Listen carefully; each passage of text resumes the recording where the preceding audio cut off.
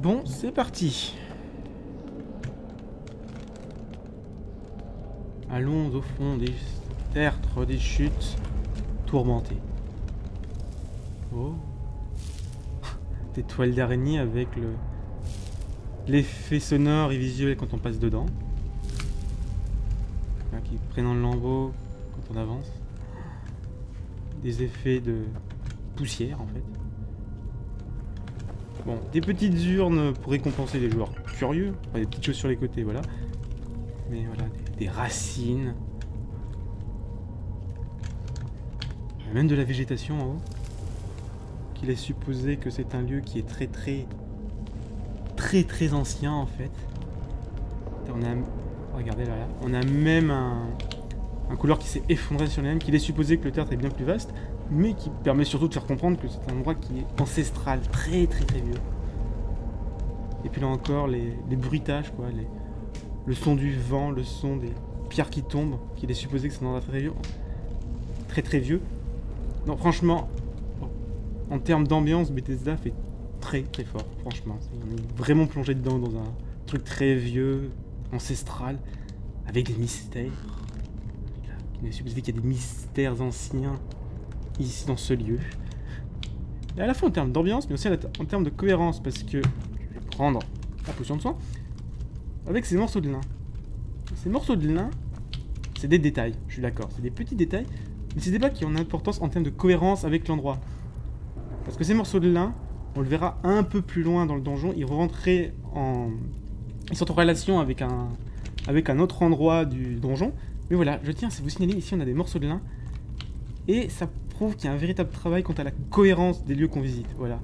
Donc voilà, il faut que vous le notiez, voilà. Morceaux de lin ici. Plus tard, j'en reparlerai de tout ça, mais vraiment, il y a un vrai travail sur la cohérence du lieu, quoi. Un vrai boulot. Bon. Je vais quand même vous faire une petite remarque à propos du design, c'est que les donjons de Skyrim, j'en ai fait quand même pas mal, mais ils sont quasiment tous pas folichons niveau level design. C'est tout droit, voilà. C'est un couloir qui va tout droit, avec quelques embranchements de temps en temps, mais voilà, ils vont pas très loin et c'est juste pour trouver des trésors et compagnie. Ça va jamais très loin. Ils sont pas folichons, il n'y a pas plusieurs chemins possibles, il n'y a pas des trucs sur plusieurs étages, enfin voilà, c'est simple de chez simple. Et bon, je tiens quand même à signaler un petit truc. C'est que là, ça fait quand même un petit moment qu'on a traversé des longs couloirs sans aucun ennemi. Et ça a une importance parce que ça permet d'installer une ambiance, tout simplement. Une véritable ambiance. En plus, pour ceux qui vont courir tout droit, il y a une potion de soin qui permet aux gens de se poser, de s'arrêter à un moment de leur course. Parce qu'il y a des urnes pour qu'on s'arrête aussi. Donc voilà, ça permet de vraiment installer une vraie ambiance de choses anciennes. Et en soi, c'est juste extra, quoi. Donc là, nous avons un bandit. Voilà.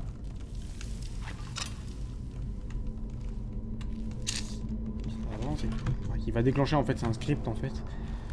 Parce que là, il va vouloir ouvrir la porte en activant les leviers. Et voilà. Donc on nous fait bien comprendre que c'est dangereux. Voilà. Que si on essaie de faire le truc, et on va se prendre des volées de flèches. Donc on peut voir ici les origines d'ailleurs. Avec un truc en haut aussi. Bref. Donc.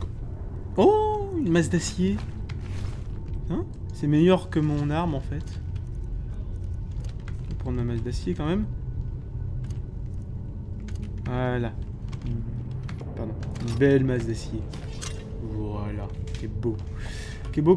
Donc là, nous avons une énigme qui est simple, regardez, serpent, nous avons des symboles ici, là aussi, là donc ça veut ligner, hein, serpent, lui il est tombé, donc ça veut aussi serpent, tombé, serpent, baleine, donc serpent, baleine, voilà, en fait il y a les trucs, bon, pas folichon quand même, hein.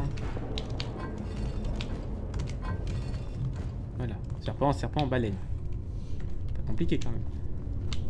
Et voilà, donc on va aller en haut parce que pour voir ce qu'il y a.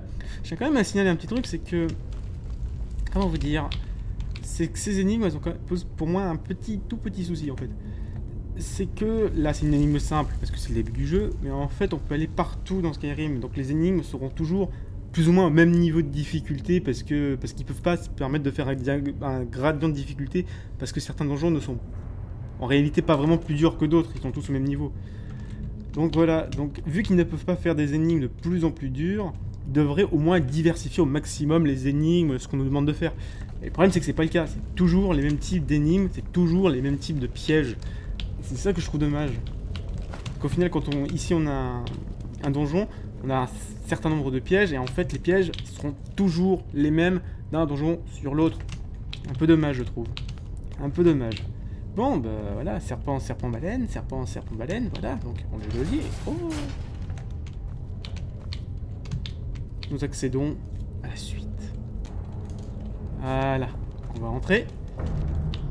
Et là, bon, sauvegarde automatique avec la musique qui va bien et tout. Une potion de soin, un trésor avec 12 or. C'est arnaque. Oui, parce qu'il faut savoir un truc, c'est que les contenus des coffres ainsi que les ennemis sont aléatoires. C'est-à-dire que d'une partie sur l'autre, c'est pas les mêmes. Hein? Ah, putain.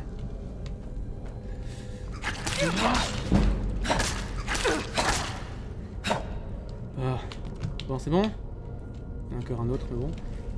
On va aller le chercher. Voilà. Sale bestiole. Bon, donc, je disais...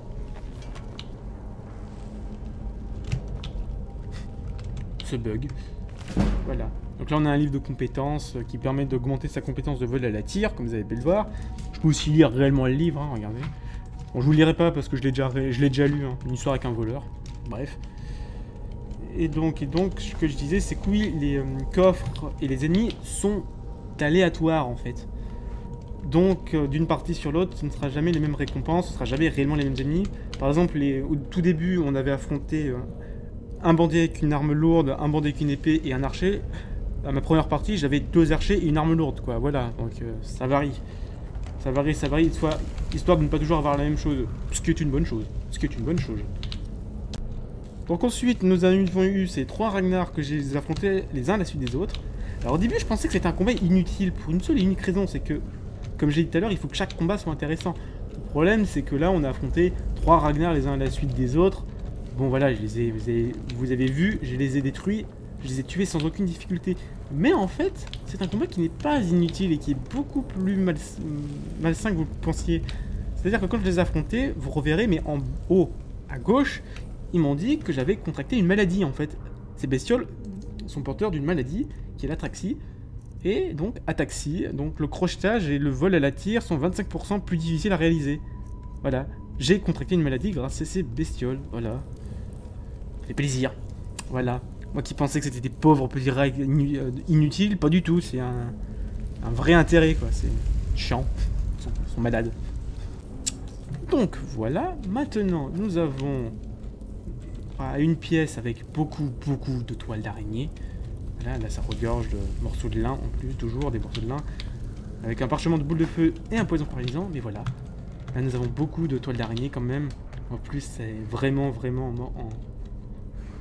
en lambeaux quoi, c'est complètement ancien. Oh. Donc si on a écouté le dialogue de tout à l'heure,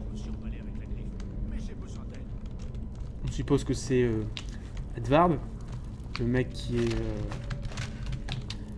là, le mec qui avait la griffe d'or, apparemment qui a besoin d'aide. Donc là on a une porte en toile d'araignée, donc là c'est bon. Déjà qu'on avait déjà des doutes avec toute cette toile d'araignée, mais là on suppose que on pense savoir ce qu'on va affronter, d'autant plus qu'on a affronté des araignées géantes durant l'introduction du jeu. Donc là on se dit bon c'est bon, une araignée géante. Bon, combat de boss, pour faire simple. C'est un combat de boss, donc on va utiliser 2-3 trucs qu'il faut pour faire du dégât. Voilà. Ça a beaucoup de vie, c'est un tir empoisonné et ça fait des dégâts, pas mal de dégâts en fait. Mais le plus dangereux ça va être son tir empoisonné. Donc en fait je vais devoir beaucoup me déplacer pour le moins possible prendre son tir paralysant. Bouche de feu. Et je me suis ramassé son tir empoisonné. Il m'a tiré dessus là. Et merde. Pourquoi je fais ça? J'en sais rien. Là je me ramasse des dégâts là. Et combat. Donc, vous avez été empoisonné en haut à gauche. Donc, gestion des potions. J'ai 14 potions, j'en ai utilisé 2. Voilà.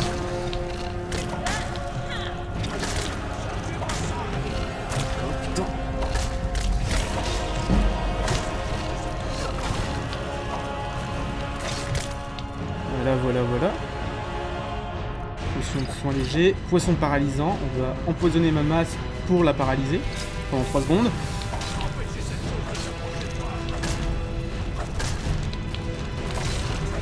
Voilà. J'ai évité son tir paralysant et voilà. J'ai tué la givre-père blessée. Avec tout ce qu'il faut. Ouh. Bon. Un combat épique quand même. Un combat certes épique, mais qui a un sacré problème. Le problème, il est là. La porte. Il faut savoir que l'araignée ne peut pas passer cette porte. Voilà. Donc si on joue archer, si on joue mage, ou si on a besoin de prendre des sorts de soins, on peut tricher. Voilà. On peut tricher. Et pour moi, ça, c'est ce qu'on appelle une erreur de game design. C'est-à-dire que là, j'aurais pu la combattre, rentrer ici et me soigner. Elle ne pouvait pas m'atteindre. Voilà. Voilà. C'est une erreur de game design parce que ça rend le combat inintéressant. Je veux dire, ils auraient mis le... Ils auraient pas, je sais pas, ils auraient remis la toile d'araignée, ils auraient solidifié le truc pour plus qu'on puisse passer par cette porte. Voilà, là on aurait été dans une arène, on aurait eu un vrai combat, et on aurait dû, comme je le disais en début sur la difficulté, on aurait dû gérer le combat, voilà. On aurait dû, voilà, combattre l'araignée, utiliser toutes les ressources que j'avais à ma disposition, ce que j'ai fait, j'ai utilisé une boule de feu, j'ai utilisé un paralysant, voilà quoi. Donc voilà, pour moi c'est une erreur, parce que là tu peux tirer, tu peux tricher, tu peux rendre, je veux dire, les développeurs ont quand même rendu ont quand même mis la possibilité de rendre leur combat épique inintéressant. Voilà. C'est juste hallucinant pour moi ça. Parce qu'on a beaucoup, j'en connais beaucoup qui ont utilisé cette triche, hein. Beaucoup. Hein.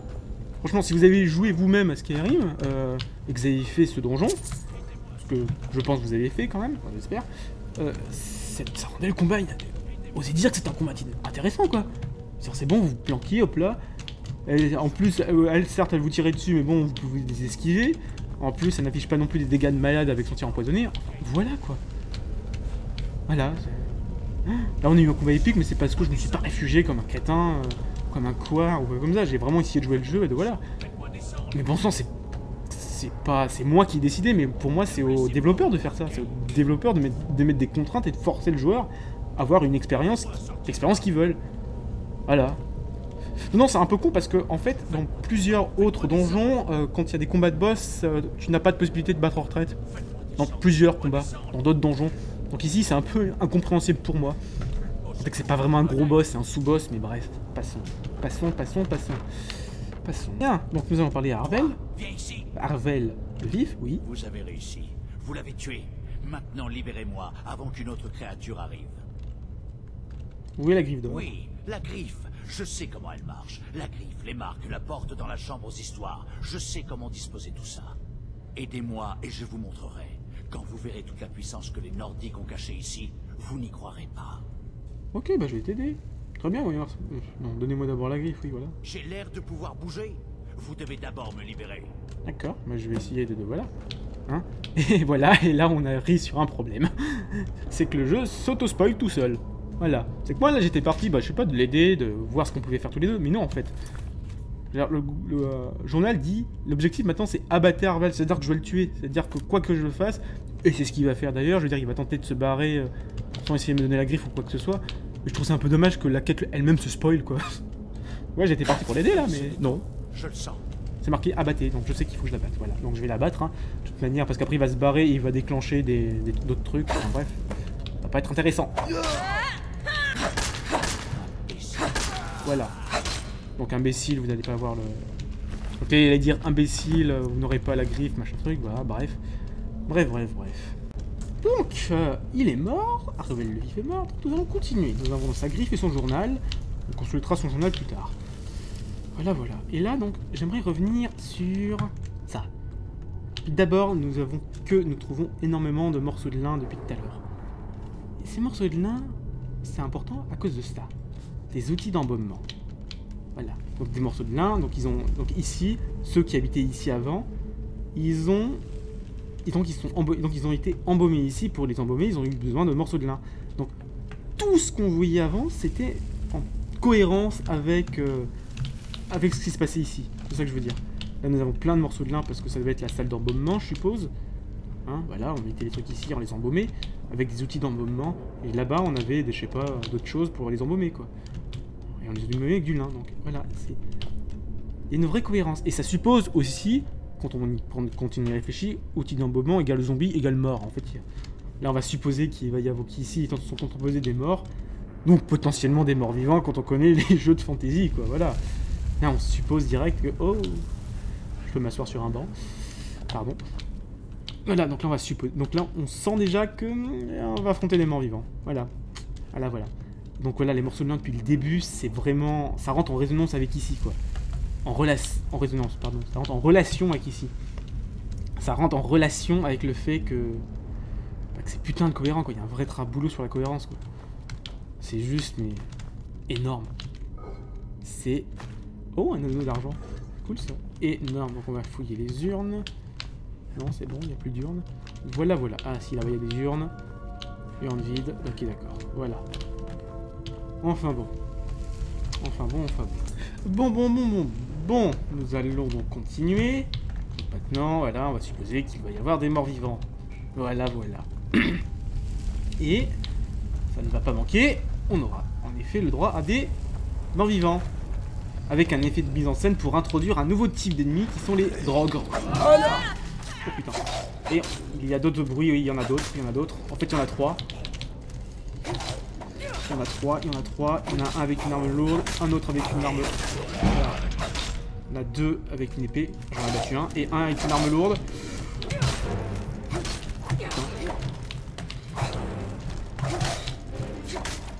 Oh putain. Alors j'en parlerai, mais là on a un souci. C'est que c'est le premier combat au premier niveau.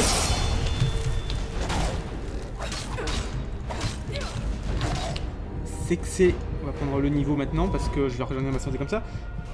Et là on a un souci quand même pour moi. C'est parce que là donc ils ont fait un effet mise en scène, ça introduit un nouvel ennemi qui sont les dogres. Ça introduit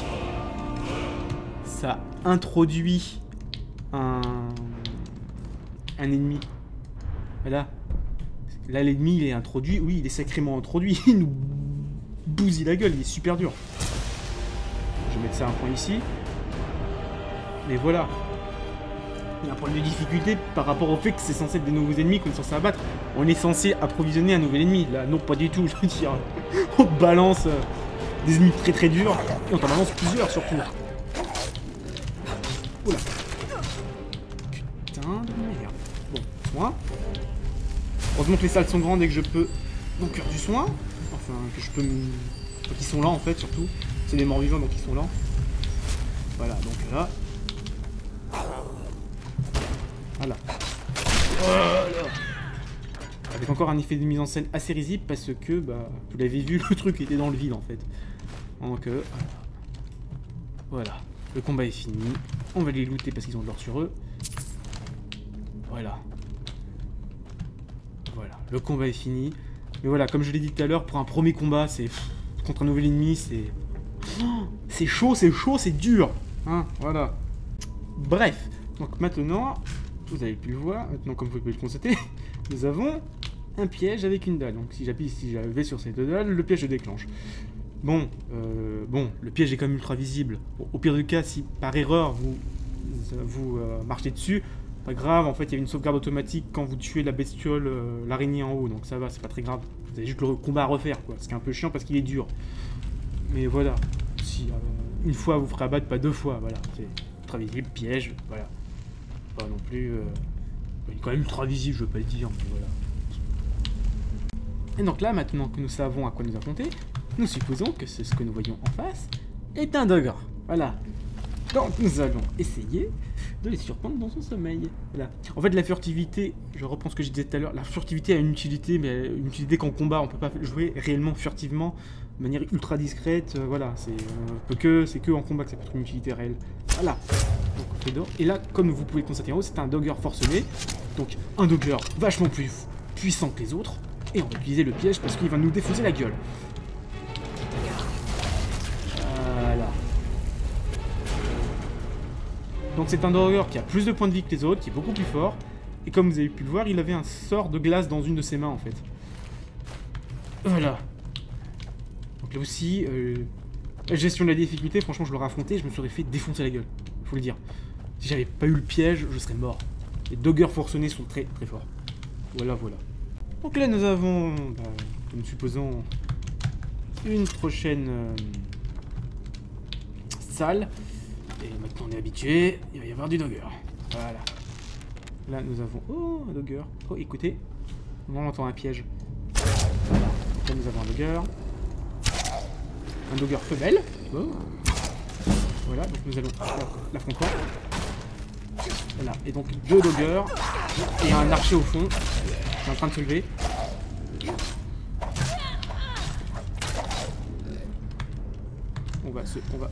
Oula.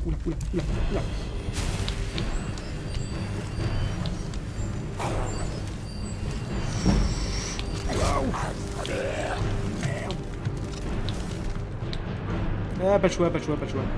Potion tentée.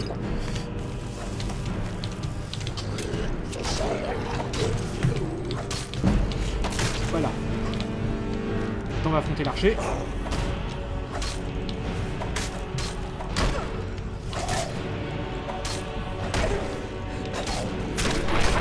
Voilà. Avec encore une fois, le truc il a foutu dans le vide. Sérieusement, ces effets de mise en scène. Oh, un arc nordique qui est meilleur que le mien. Et des flèches qui sont meilleures que les miennes. Oh. Bon, voilà. Là on a eu un peu de loot. Bon, on a eu un petit combat qui était dur parce que c'est les Doggers et qui est assez intéressant quand même parce que bon, on avait quand même 2 petits à abattre et un archer qui me tirait dessus. Donc voilà, fallait que je m'en occupe. Donc, avant d'affronter ce piège, je vais mettre les armes qu'il faut. Donc à savoir que nous avions ça ainsi que les flèches nordiques. Donc l'arc nordique, je vais le mettre. Voilà. Comme ça, voilà, le bel arc. Voilà, un piège basique. Attendre que les trucs soient rangés pour passer. Voilà. Oh putain.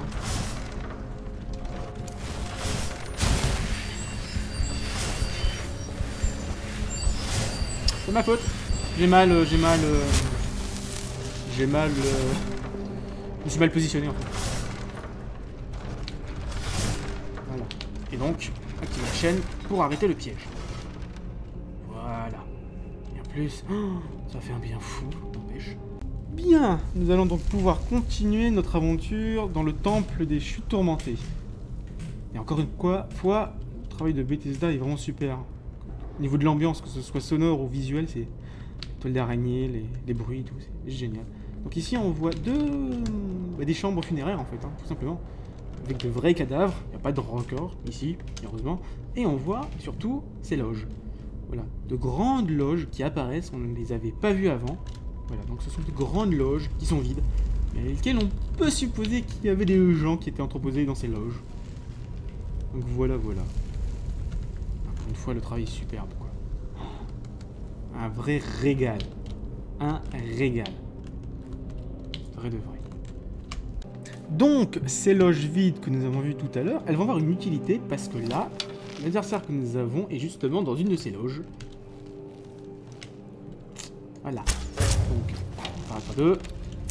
Un de leurs gourds dans un couloir, donc il va falloir utiliser le bouclier. Voilà, parade de bouclier, coup de bouclier, oula. Voilà. Il est mort. C'est quoi ça à côté? Ah, c'est ça, d'accord. Voilà. Voilà. Donc, un combat contre un Dogger arme lourde, voilà. Donc, nous savons que maintenant, il se peut aussi être dans ces petites loges. Enfin, c'est une vraie chambre funéraire, quoi. Truc de dingue. Donc, nous allons continuer notre aventure.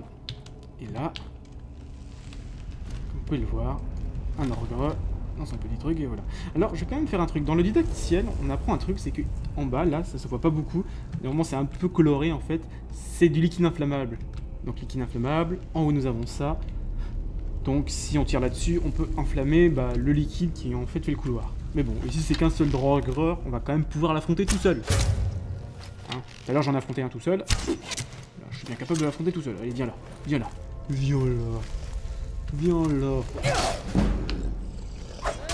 Voilà. Voilà. un drogueur d'abattu. Et donc là, on entend d'autres drogueurs. 2 drogueurs en fait. Ce qui est pas très rassurant en fait.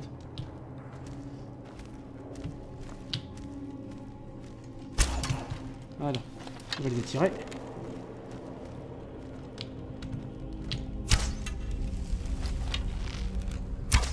Et voilà, il a cramé. Voilà, donc utilisation de l'environnement pour nous avantager. Voilà, putain, il lui crame bien comme il faut. Voilà. Donc voilà, donc vous voyez, le liquide a entièrement disparu, il a cramé. Voilà. Donc ça c'était fun. Donc on a affronté un premier Dogger tout seul. Puis après on a 2 Doggers qui sont venus. Et en fait on les a attirés dans un piège en fait. Et ça c'est fun de rien. Ça c'est fun d'utiliser l'environnement pour... Voilà, plutôt intelligent. Plutôt intelligent. Après j'aurais pu les affronter ici aussi parce qu'ils viennent de là. Mais c'est quand même plus fun d'utiliser l'environnement quand même. Donc poursuivons. Oh. Alors là c'est assez intéressant parce que là nous étions dans des environnements qui étaient, ça ressemblait plus à une sépulture. Et là comme on le voit, là on est plus dans une grotte, ça s'ouvre en hauteur. Donc, on suppose qu'il y a une vraie évolution du lieu. Là on passe de la chambre funéraire à autre chose en fait. Pas intéressant. On entend de l'eau loin. Donc nous allons continuer notre aventure. Voilà, voilà. Et donc voilà, c'est ce que je disais. Donc là ça s'ouvre sur une plus vaste salle avec une petite chute d'eau, avec un petit pont, avec un coffre. Un coffre dont on va chercher évidemment la récompense. Et voilà, voilà. Là on sent bien qu'il y a un changement de décor, un changement d'ambiance, un changement de... Voilà. Là on est passé d'un truc un peu d'un tombeau en fait, avec plein de morts embaumés. Et là on passe sur quelque chose d'autre et ça se voit. Bon, on va chercher ce coffre, hein.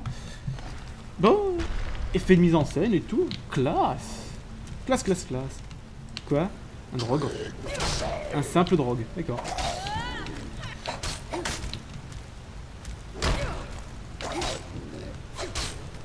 Voilà. Je suis déçu. Je suis très déçu, franchement. Bah, je sais pas, je viens de là. Je vais pour prendre le coffre, bam, avec petit effet de mise en scène, un Dogger me barre la route.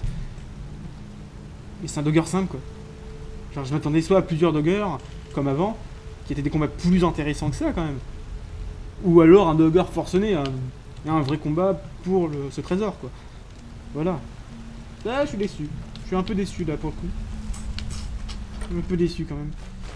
Il y a un effet de mise en scène et tout pour ça quoi. Voilà. Alors ça me fait penser à un autre sujet, c'est que les ennemis ont tous le même comportement, et c'est ça qui est dommage. C'est-à-dire que tous les ennemis qui ont des armes lourdes ont les mêmes comportements, tous les ennemis qui ont des armes à une main plus bouclier ont le même comportement, tous les archers ont les mêmes comportements, quel que soit l'ennemi qu'on affronte, le comportement sera toujours le même, c'est juste qu'ils seront plus durs, etc. Mais ce sera toujours les mêmes comportements, et pour moi c'est un défaut du système de Skyrim au niveau de ces combats. C'est qu'il n'y a pas de grosse différence, je veux dire les bandits, au bout d'un moment on va finir par affronter d'autres types de bandits comme des hors-la-loi ou des scélérats, qui sont à un niveau supérieur aux bandits, mais voilà, ils vont pas changer fondamentalement, c'est juste leur point de vie qui vont changer, et ce seront, voilà, la technique, la technique adoptée sera toujours la même, voilà, et moi qui ai fait quasiment 30 heures sur jeu, je peux vous le dire, oui, c'est dommage, c'est très très dommage, je trouve, qu'il n'y ait pas... Qu'ils cherchent pas à varier les comportements, qu'il n'y a pas de pattern spécifique en fonction des ennemis, voilà, c'est toujours la même chose, donc bon. Après bon, le système est efficace et puis ça varie en fonction de la composition des ennemis qu'on affronte, évidemment. Et puis il y a tous ceux qui ont de la magie aussi, et tous ceux qui ont des effets sur leurs armes qui comptent aussi, mais c'est toujours le même comportement et bon, voilà. Un peu dommage quand même. Donc voilà, donc là nous avons une petite chaînette que nous allons activer. Voilà. Et nous allons continuer notre pérégrination. Donc là on suit un petit cours d'eau, voilà. Un petit cours d'eau qui débouche sur quelque chose qu'on a déjà vu dans l'intro en fait. Voilà. Donc un vrai changement d'ambiance quoi. Là on est passé d'une chambre funéraire quoi, d'un tombeau ou d'un truc, d'un sanctuaire, je sais plus, sanctuaire pardon. Voilà, à une grotte avec on suit un cours d'eau, un truc qui est plus sur l'extérieur. Voilà voilà. Oh, Un crâne de troll. Ouh. Bon, on n'affronte pas de troll, hein. je connais le donjon quand même. Mais j'aime bien le détail. C'est rigolo. Bref. Voilà. Comme pour confirmer ce changement de décor, on a une ouverture sur l'extérieur, quoi. Avec un trésor qui est mis en évidence par des champignons. J'aime bien, mais d'ailleurs, c'est assez cohérent, je trouve, l'utilisation des champignons pour faire de la lumière. Parce que bon, c'est vrai qu'ils auraient mis des bougies ou des brasiers comme c'était le cas tout à l'heure, ça aurait fait un peu tâche quand même. Il y aurait eu un problème de cohérence, quoi. Ils auraient pu, hein, c'est pas très grave, mais c'est vrai qu'il y a un vrai... Là encore, le souci du détail, quoi, de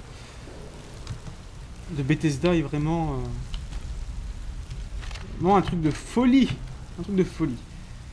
Donc voilà. Donc nous allons voir par-dessus cette entrée qui donne, donc on suppose, sur l'extérieur, parce qu'il y a de la neige.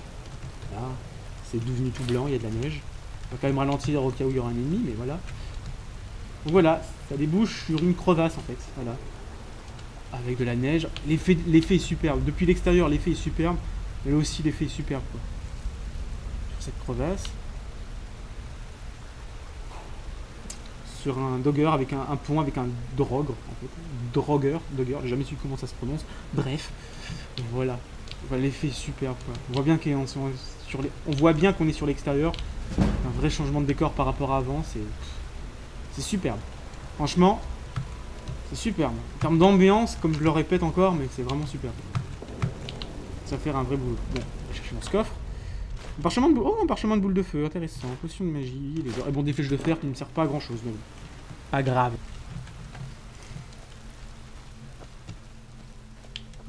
Bon. Allons affronter ce Dogger. D'ailleurs, je suis en train de penser, mais c'est comme avant, là... Voilà, on a un Dogger, c'est pas hyper intéressant, je pense. Hein. À moins qu'il ait une arme spéciale, ou qu'il ait un truc spécial, genre un événement, un scripté. Mais même pas, quoi. C'est-à-dire... c'est toujours la même chose, en fait. Voilà. Là, on a affronté un Dogger seul. Voilà. C'est pas intéressant, en fait. Parce que là, il me fait perdre un peu de vie, mais... voilà, la vie, comme je le disais, je la régénère.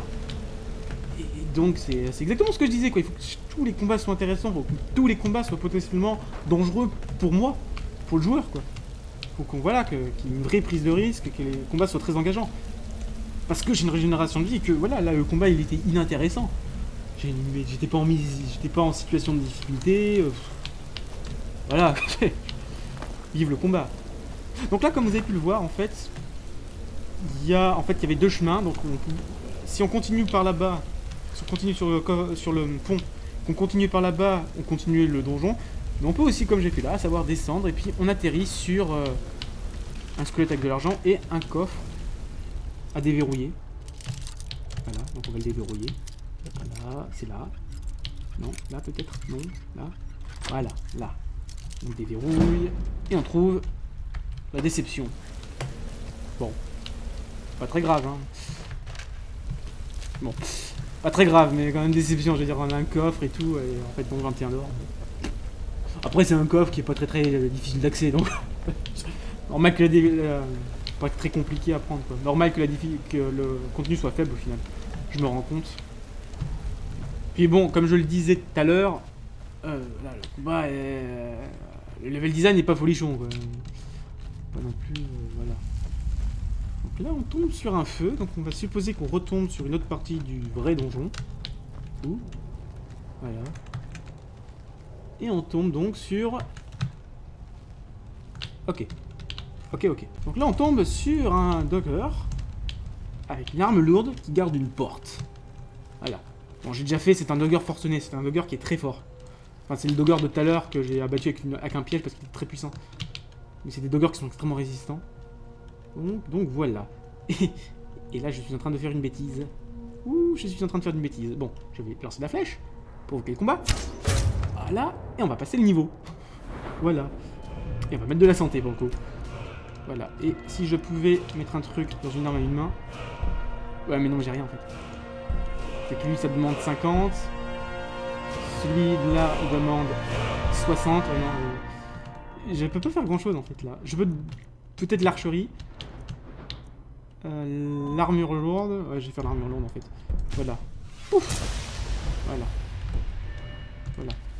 Et donc... Voilà. Cours. Un dogger forcené en plus. Comme je le disais. Tout à l'heure. Et qui bug. Écoute ça. Bon, on va pas exploiter un bug quand même. Ce serait quand même ballot. Allez. Viens là, voilà. On va le débloquer parce que... Un coup de combat soit un minimum intéressant. Bref. Viens là, mon petit. Viens là. Parchemin. Bouge pas.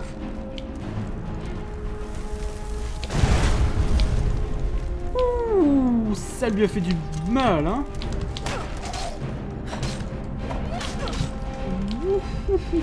Il m'a infligé, les gars. Il fait mal. Alors, prendre une potion de santé.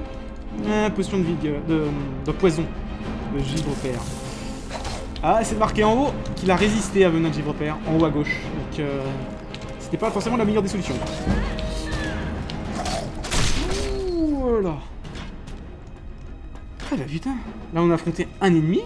Mais c'est un ennemi coriace. C'est un forcené, en fait. C'est ce qu'ils auraient dû mettre tout à l'heure, en fait. Un drogueur forcené avec l'effet de mise en scène, et tout. Parce que là, c'était un vrai combat, quoi. Oh. J'ai dû utiliser un peu de poison, mais en fait, les drogues, voilà. Je vais enfin le prononcer correctement. Sont immunisés au poison, donc c'était pas, voilà. Il y a un coffre de difficulté apprenti. Ouh, la difficulté est d'au-dessus que novice, en fait. Et en plus, j'ai le malus de la maladie, qui fait que c'est 25% plus dur. Ouh, voilà, nous sommes y arrivés. 61, des potions de magie et des fers. Pour un truc de niveau apprenti, je suis très déçu là. C'est hallucinant quand même. Putain, la gestion des coffres est bizarre quand même. J'ai l'impression que c'est toujours le même en fait. Même alors que là on a un truc de plus grande difficulté, donc je m'attendais à un truc qui soit un peu mieux que ça quoi. Enfin, voilà. Donc un combat intéressant, voilà. J'ai dû utiliser des potions, j'ai dû utiliser un peu de poison. Voilà, contre le drogueur, voilà. Garder la porte. Qui gardait le sanctuaire des chutes tourmentées.